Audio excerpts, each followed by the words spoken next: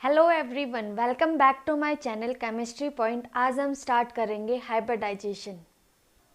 अब यहाँ पे हाइब्रिडाइजेशन क्या होता है। अब जैसे पॉलीएटॉमिक मॉलिक्यूल्स थे, उनकी शेप, उनके एंगल, उनकी प्रॉपर्टीज़ बताने के लिए हमने यहाँ पे हाइब्रिडाइजेशन को इंट्रोड्यूस किया। ये हाइब्रिडाइजेशन किसने इंट्रोड्यूस किया? सबसे पहले पॉलिंग ने। यहाँ सबसे पहले पॉलिंग ने बताया था हाइब्रिडाइजेशन कंसेप्ट। हाइब्रिडाइजेशन कंसेप्ट क्या बताता है कि यहाँ पे क्या होता है कि जैसे सेम एनर्जी की, ऑलमोस्ट सेम एनर्जी की ऑर्बिटल्स होंगी, वो क्या करेंगे, मिक्स करेंगे एक दूसरे के साथ में और एक नया ऑर्बिटल बनेगा, जिसको हम बोलते हैं हाइब्रिड ऑर्बिटल। तो अब यहाँ पे एक होती है हाइब्रिड ऑर्बिटल्स। हाइब्रिड ऑर्बिटल्स क्या होता है? ये क्या बोलता है कि सेट ऑफ ऑर्बिटल्स होते हैं जो कि क्या करेंगे, इंटरमिक्स करेंगी और एक इक्विवेलेंट एनर्जी की एक नई ऑर्बिटल बनी। अब पॉलिंग ने क्या बताया कि एटॉमिक ऑर्बिटल्स कंबाइन करेंगी, कंबाइन करके एक न्यू इक्विवेलेंट ऑर्बिटल बनाएगी, जिसको हम बोलेंगे हाइब्रिड ऑर्बिटल। Hybrid orbitals. अब हाइब्रिड ऑर्बिटल्स में क्या होती है, अनलाइक प्योर ऑर्बिटल्स क्या करेंगे, मिक्स करके एक एक नई एनर्जी की ऑर्बिटल बना के इस फिनोमेना को हम बोलते हैं हाइब्रिडाइजेशन। तो हम हाइब्रिडाइजेशन को कैसे डिफाइन करेंगे? अब इसमें इसकी डेफिनेशन क्या होती है कि एक ये ऐसा प्रोसेस है जिसमें ऑर्बिटल्स इंटरमिक्स करेंगी, वो भी डिफरेंट एनर्जी, मतलब स्लाइटली डिफरेंट एनर्जीज है, तो वो ऑर्बिटल्स इंटरमिक्स करके एक नई एनर्जी के अंदर, मतलब यहाँ पे रीडिस्ट्रीब्यूट करेगी वो एनर्जी, वो भी किसमें, formation of new set of orbitals. New set of orbitals बना जिसमें इक्विवेलेंट एनर्जी हुई और वहाँ से उनकी शेप भी हमें पता लग जाएगी। जैसे कि एग्जांपल है मेरे पास में, अगर हम कार्बन देखें, कार्बन है मेरे पास में,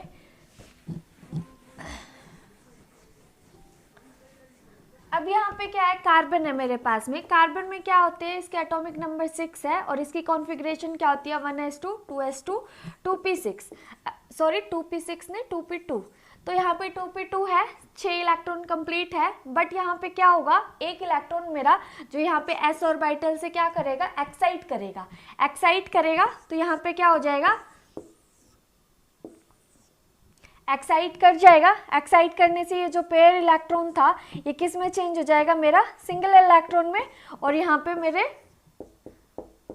इस टाइप से प्रेजेंट थे ना ये वाले इलेक्ट्रॉन, तो 2p2 ये एक इलेक्ट्रॉन एक्साइट होके आगे p ऑर्बिटल के अंदर चला जाएगा, जिसकी वजह से यहाँ पे जो sp3 हाइब्रिडाइजेशन बन जाएगी। इसमें क्या होता है कि जैसे ही अपनी s ऑर्बिटल यहाँ पे वैकेंट हुआ, एक इलेक्ट्रॉन यहाँ से क्या हो गया, उठ के आगे की तरफ चला गया p ऑर्बिटल के अंदर।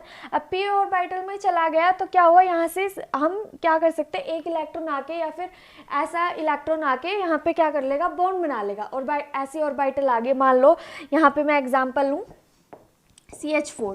CH4 में क्या होगा कि अब जैसे यहाँ पे है ना कार्बन है, यहाँ पे कार्बन में क्या है, 4 बॉन्ड जुड़े हुए हैं, 1 2 3 और 4।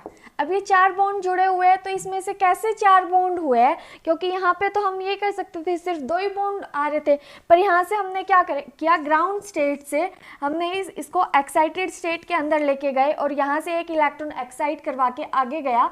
और आगे जाने की वजह से यहाँ पे क्या होगी, वैकेंट स्पेस होगी, वहाँ पे क्या हो सकता है, एक इलेक्ट्रॉन आके यहाँ पे बॉन्ड बना सकता है। तो अब यहाँ पे मान लो एक हाइड्रोजन यहाँ आ गया, एक यहाँ पे आ गया, एक यहाँ पे आया और एक यहाँ आया, तो यहाँ पे चार बॉन्ड बन गए अपने। 4 बॉन्ड बने तो यहाँ पे क्या हो जाएगी, मेरी sp3 हाइब्रिडाइजेशन हो जाएगी। तो sp3 हाइब्रिडाइजेशन के लिए मेन क्या था कि हमने इलेक्ट्रॉन को एक्साइट करवाया है, इलेक्ट्रॉन एक्साइट हुआ है तभी मेरे 4 बॉन्ड बने हैं। तो यहाँ पे मेन कंसेप्ट क्या है हाइब्रिडाइजेशन का। हाइब्रिडाइजेशन में क्या होता है कि पहले यहाँ पे p ऑर्बिटल में क्या था कि सिर्फ 2 इलेक्ट्रॉन प्रेजेंट थे और s ऑर्बिटल में मेरे s2 कंप्लीट थी, तो वहाँ से मैंने s में से एक इलेक्ट्रॉन एक्साइट करवा के वो आगे p ऑर्बिटल में चला गया। p ऑर्बिटल में जैसे ही गया तो यहाँ पे क्या हो जाएगी, ऑर्बिटल्स की ओवरलैपिंग होगी। ओवरलैपिंग होने की वजह से यहाँ पे मेरी जो हाइब्रिडाइजेशन है वो sp3 हो जाएगा। आई होप ये सबको क्लियर हो गया होगा कि कैसे ओवरलैपिंग होगी हाइब्रिडाइजेशन में। अब हमारा नेक्स्ट टॉपिक है क्या क्या इंपॉर्टेंट कंडीशन है हाइब्रिडाइजेशन के लिए, कि हाइब्रिडाइजेशन होने के लिए हमें कौन सी कंडीशंस फुलफिल करेंगे तभी हमारी हाइब्रिडाइजेशन होगी। तो सबसे पहला पॉइंट है हमारा कि ऑर्बिटल्स जो भी प्रेजेंट है वैलेंस शेल में वो हाइब्रिडाइज्ड होनी चाहिए। अगर मान लो हमारी हाइब्रिडाइज्ड ही नहीं है तो हम जो कंडीशन है हाइब्रिडाइजेशन के लिए वो कैसे लेके जाएंगे। तो पहला पॉइंट ही हमारा है कि जो भी वैलेंस शेल में जो भी ऑर्बिटल्स वैलेंस शेल के अंदर प्रेजेंट है उसमें है ना हमारी पहली कंडीशन है कि वो हाइब्रिडाइज्ड होनी चाहिए। अब हमारा सेकंड पॉइंट है कि मान लो कोई भी ऑर्बिटल हाइब्रिडाइजेशन हो रही है या हाइब्रिडाइज्ड हो चुकी है तो उसके लिए सबसे इम्पोर्टेंट कंडीशन क्या है कि उनकी एनर्जी इक्वल होनी चाहिए। स्लाइटली एनर्जी डिफर कर सकती है बट ऑलमोस्ट इक्वल ही होनी चाहिए। ये कंडीशन है कि हम जो भी ऑर्बिटल्स हाइब्रिडाइजेशन में जाएगी तो उसमें सबसे मेन कंडीशन क्या है कि इक्वल एनर्जी होनी ज़रूरी है। अगर इक्वल एनर्जी नहीं होगी तो हाइब्रिडाइजेशन नहीं हो पाएगा। अब हमारा थर्ड पॉइंट क्या है कि यहाँ पे बोल रहा है कि ज़रूरी नहीं है कि हर बार हम इलेक्ट्रॉन को एक्साइट करवाएं। अब जैसे मैंने बताया था कि जो कार्बन है, कार्बन में 4 बॉन्ड बनाने के लिए हमने क्या किया, एक इलेक्ट्रॉन को एक्साइट करवाया। तो हर बार ज़रूरी थोड़ी ना, क्या पता वो पहले से वैकेंट हो, ज़रूरत पड़ेगी तभी हम उसको आगे उसमें एक्साइटेशन करवा सकते हैं, प्रमोट करवाएंगे। तो promotion of electron is not essential condition prior to hybridisation.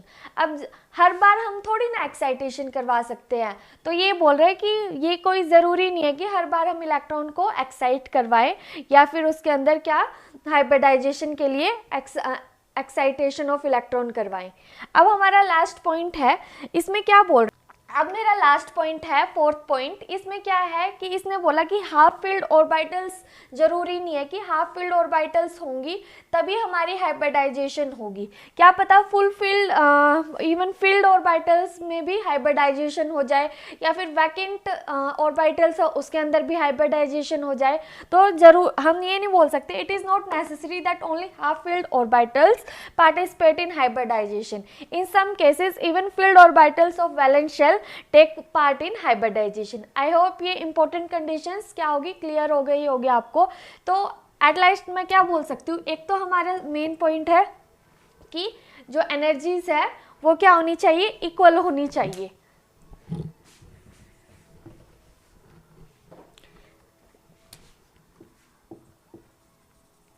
Energy क्या होनी चाहिए, इक्वल होनी चाहिए।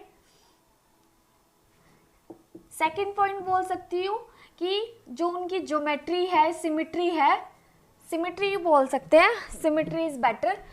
तो इसमें जो सिमिट्री है वो भी क्या होनी चाहिए, सेम होनी चाहिए। अब हम यहाँ पे क्या बोल सकते हैं, इंपॉर्टेंट कंडीशन क्या हो सकती है, एक तो इनमें क्या होनी चाहिए, सिमिट्री, सेकंड इक्वल एनर्जी, और थर्ड है ऑर्बिटल साइज। अगर हमें हाइब्रिडाइजेशन करवानी है तो ये 3 पॉइंट का हमें ध्यान रखना पड़ेगा कि ऑलमोस्ट उनकी इक्वल एनर्जी होनी चाहिए, ऑर्बिटल का साइज भी है वो भी ऑलमोस्ट इक्वल होना चाहिए, और यहाँ पे सिमेट्री भी होनी चाहिए। अगर ये तीनों कंडीशन प्रेजेंट होगी तभी हम बोल सकते हैं कि यहाँ पे हम हाइब्रिडाइजेशन करवा सकते हैं। आई होप ये आप लोगों को क्लियर हो गया होगा। अब हमारा नेक्स्ट टॉपिक है salient features of hybridization. Salient features of hybridization के अंदर फर्स्ट पॉइंट है हमारा, the number of hybrid orbital is equal to the number of atomic orbital that get hybridized. अब इसमें ये क्या बोल रहा है कि अब मेरे मान लो यहाँ पे एटॉमिक ऑर्बिटल 3 हैं तो हाइब्रिडाइज्ड ऑर्बिटल बनेंगे वो भी 3 ही बनेंगे। तो ये बोल रहा है कि जो हाइब्रिड ऑर्बिटल का नंबर और एटॉमिक ऑर्बिटल का नंबर क्या होगा, इक्वल होगा। अब फॉर एग्जांपल मेरे पास में यहाँ पे CH4 है, CH4 में मेरे पास में यहाँ पे एक तो S ऑर्बिटल है और 3 मेरे यहाँ पे P ऑर्बिटल है। तो यहाँ पे क्या होगा कि जो हाइब्रिडाइजेशन बनेगी वो बनेगी मेरे पास में sp3 हाइब्रिडाइज्ड ऑर्बिटल बनी मेरी, sp3 हाइब्रिडाइजेशन बनी। तो इसके अंदर मेरे पास में कितने हाइब्रिड ऑर्बिटल है, हाइब्रिडाइज्ड ऑर्बिटल है 4, और यहाँ पे मेरे एटॉमिक ऑर्बिटल कितने हैं, यहाँ पे मेरे एटॉमिक ऑर्बिटल भी कितने हैं, 4 है। तो यहाँ पे 4 जैसे p है और यहाँ पे 4 s के हैं, तो इस टाइप से क्या होगा कि जो हाइब्रिडाइज्ड ऑर्बिटल बनेंगी वो भी मेरी इक्वल नंबर में बनेगी। यहाँ पे 4 है तो यहाँ पे भी 4 ही मेरे एटॉमिक ऑर्बिटल मिलेंगे। आई होप ये आप लोगों को क्लियर हो गया होगा।